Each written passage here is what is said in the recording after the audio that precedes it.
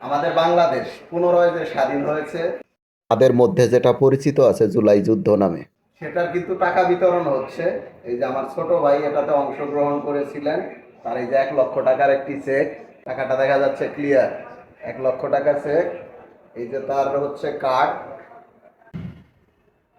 যে যুদ্ধতে অংশগ্রহণ করেছিলেন, তিনি আহত হয়েছিলেন, মাথায় তার 3টা সেলাই পড়ছিল, তার সম্পূর্ণ ডকুমেন্ট যাচাই বাছাই করেই কিন্তু তাকে চেক দেওয়া হয়েছে।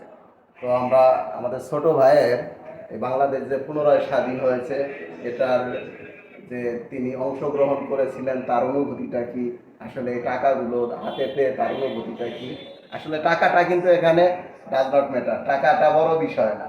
যোগদান করেছিলেন, সেখান থেকে যে একটা সম্মান পেয়েছে এটাই হলো সবচেয়ে বড় কিছু।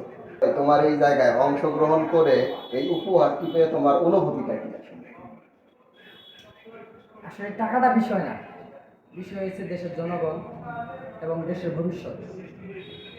যে আমাদের দেশ ভালো থাকবে, দেশের জনগণ ভালো থাকবে, এই বিষয়ে আমাদের যুদ্ধ করা।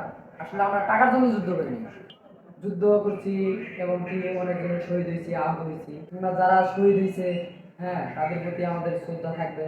তবে যেটা পাইছি এটা সম্মানী ভাতা, এই জন্য আমরা